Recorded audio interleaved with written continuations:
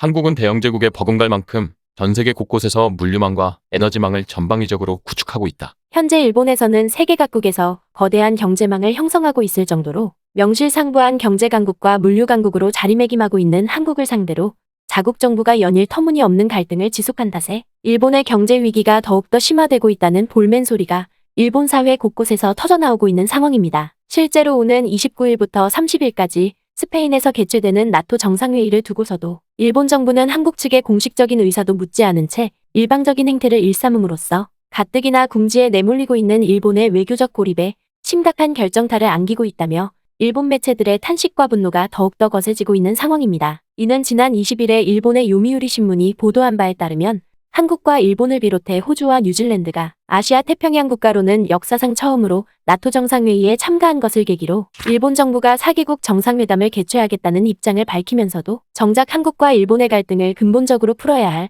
한일 정상회담을 두고서는 그야말로 터부시로 일관하고 있다는 소식이 전해지면서 일본 매체들의 분노가 극에 달하고 있다는 것입니다. 때문에 일본 매체들은 올해에 이르러 더욱더 격렬해지고 있는 미러 갈등과 미중 갈등으로 인해 식량 위기와 에너지 위기가 한꺼번에 벌어질 정도로 세계 경제에 짙은 그림자를 들이우고 있는 가운데 각국 정부가 이를 대응하기 위해 한국 기업들과 필사적인 협력을 맺고 나선 사실을 비춰봤을 때 한국을 상대로 끝없이 목리를 부리고 있는 일본 정부의 이 같은 행태는 결국 일본 경제에 되돌이킬 수 없는 엄청난 후폭풍을 몰고 오고 있다며 연일 거센 비판을 쏟아내고 있는 상황입니다. 그도 그럴 것이 최근에도 일본 매체의 이러한 보도를 대변하기라도 하듯이 동아프리카와 서아프리카는 물론이고 심지어 스페인과 프랑스 역시도 한국 기업들과 이제껏 본 적 없는 사상 최대의 경제 협력과 에너지 협력을 추진하고 나섰다는 주요 외신들의 특집 보도가 쉴 새 없이 쏟아져 나오면서 일본 정부를 사면초가로 내몰고 있다는 점입니다. 먼저 이와 관련해 서아프리카 기니의 유력 매체인 기니뉴스는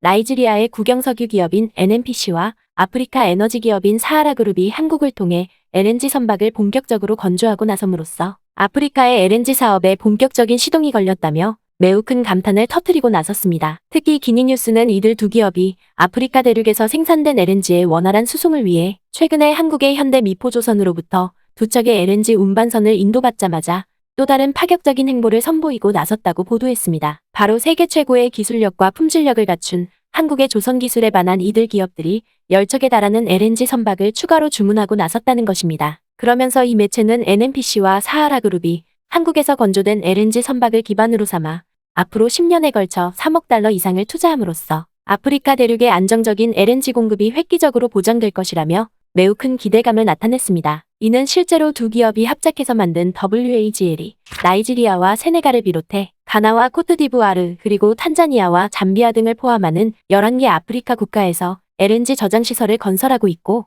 여기에 더해 한국에서 건조된 LNG 운반선을 대규모로 들여오는 만큼 수억 명에 달하는 아프리카 국민들이 청정 연료인 LNG를 보다 안정적으로 공급받게 됐을 뿐만 아니라 아프리카의 경제 성장에도 엄청난 변화를 가져오게 됐다는 것입니다. 그리고 한국 기업들을 발판으로 삼은 아프리카 국가들의 이 같은 에너지 사업은 마침내 모잠비크에서도 사상 초유의 성과를 달성하면서 세계 각국으로부터 큰 반향을 불러일으키고 있는 상황입니다. 이와 관련해 지난 6월 18일 러시아의 유력 매체인 크라스나야 베스나는 삼성중공업이 건조한 세계 최대의 부유식 액화천연가스 생산시설인 코랄술 플랫폼이 모잠비크 연안에서 가스 생산에 돌입했다고 보도했습니다. 이는 지난 5월에 6곳의 해저 생산 유정을 연결하는 작업이 성공적으로 완료됨에 따라 천연가스가 생산되기 시작했다는 것입니다. 그러면서 러시아 매체인 크라스나야 베스나는 모잠비크에서 LNG 생산에 들어간 코랄술 FLNG는 2022년 하반기에 이르면 LNG 선적을 본격적으로 진행할 예정이라고 보도했습니다. 특히 러시아 매체는 삼성중공업이 건조한 코랄술 FLNG는 앞서 언급했던 것처럼 세계 최대의 규모를 자랑하는 만큼 벌써부터 전 세계로부터 지대한 관심을 받고 있다고 추켜세웠습니다. 바로 지난해 11월 15일에 한국의 거제시에서 건조가 완료된 코랄술 FLNG는 8층 규모로 최대 350명을 수용할 수 있고 여기에 더해 천연가스를 액화시키는 설비를 비롯해 헬리콥터 활주로까지 함께 갖추고 있다는 것입니다. 뿐만 아니라 러시아 매체는 코랄술 FLNG가 본격적인 채굴에 들어간 모잠비크의 로브마 분지 4구역은 170조 큐빅피트라는 엄청난 가스매 장량을 자랑하는 만큼 10%의 지분을 소유한 한국가스공사에 엄청난 경제적 이익을 가져다주게 될 것이라며 매우 큰 감탄을 터뜨렸습니다. 그도 그럴 것이 우크라이나 사태를 계기로 미국을 비롯한 서방 진영이 러시아를 상대로 광범위한 경제제재 조치를 꺼내들고 나선 만큼 이에 덩달아 러시아 정부 역시도 자국이 보유한 천연가스를 무기화함에 따라 세계 각국이 크나큰 에너지 위기에 직면한 사실을 비춰봤을 때 한국 기업들의 이 같은 성견지명은 그야말로 극찬받아 마땅하다는 것입니다. 그리고 또 다른 한편에서는 한국 기업들의 이 같은 종횡무진이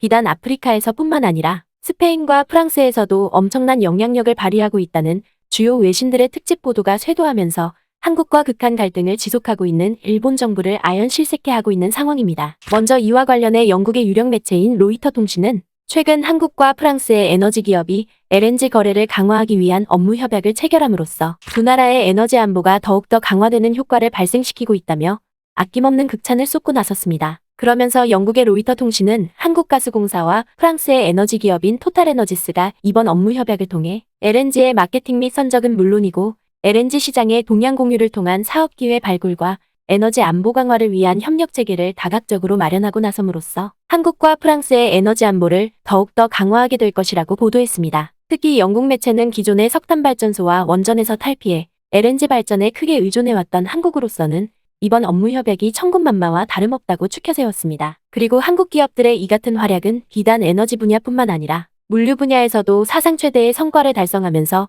세계 시장에서 점차 설 자리를 잃어가고 있는 일본 기업들을 더욱더 궁지로 내몰고 있다는 점입니다. 이와 관련해 최근 스페인의 물류 전문 매체인 토도 트란스포르테는 한국과 유럽을 연결하는 사상 최대 규모의 물류센터가 바르셀로나에 구축됐다며 이를 대대적으로 보도했습니다. 이와 관련해 스페인 매체는 최근 프랑스의 대표적인 물류 기업으로 손꼽히고 있는 FM 로지스틱이 동북아시아와 남유럽을 비롯해 북아프리카 사이의 무역을 촉진하기 위해 한국과 스페인이 합작해 만든 바르셀로나항에 새로운 물류허브를 구축했다고 보도했습니다. 그러면서 이 매체는 프랑스 물류기업이 물류허브를 구축한 바르셀로나항은 한국의 부산항만공사와 스페인의 바르셀로나 항만공사가 공동으로 설립한 무역항구라고 보도했습니다. 특히 스페인 매체는 프랑스 물류기업이 바르셀로나항에 새롭게 구축하게 될 물류허브 역시도 한국 기업이 공동으로 참여하고 있다고 보도했습니다. 바로 9,129제곱미터의 규모로 들어서게 될 새로운 물류허브에는 프랑스 물류기업인 FM 로지스틱에 더해 한국의 태웅 로지스틱스도 함께 참여한다는 것입니다. 때문에 스페인 매체는 한국과 스페인뿐만 아니라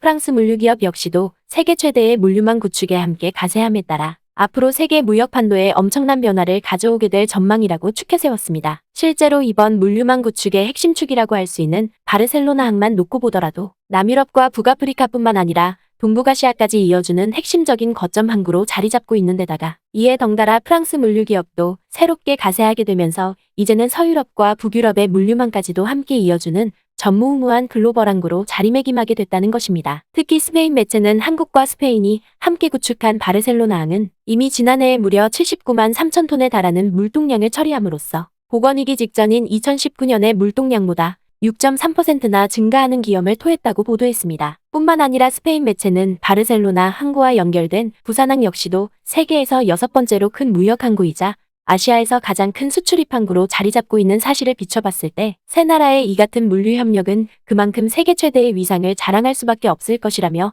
아낌없는 극찬을 쏟고 나섰습니다. 결국 세계 주요 매체들의 이 같은 극찬은 한국과 일본 중에서 누가 세계로부터 각광받고 있는지를 매우 적나라하게 보여주고 있다는 점에서 우리에게 남다른 의미를 부여해주고 있는 것입니다. 부디 우리가 겪었던 치욕의 역사를 반면교사로 삼아 두 번 다시는 우리의 주권과 위상이 함부로 취급당하는 일이 없길 바랍니다.